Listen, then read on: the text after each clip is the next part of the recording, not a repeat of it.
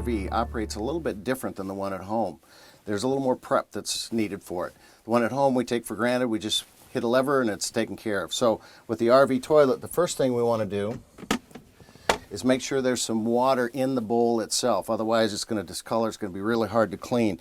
If you're going down the road, you may have had some at one time, but going down the road, that vibration and stuff, it'll probably leak back down into the black water tank. If you have a bad seal, same thing. So check it, fill it up, and we're going to put it about a quarter of the way or so like that.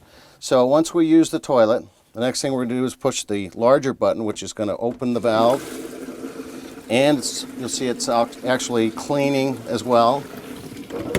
And then we're going to take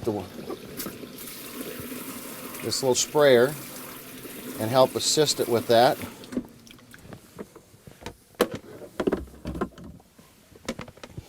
And once again, just a little prep. We're going to put a little in, leave it in there for the next time.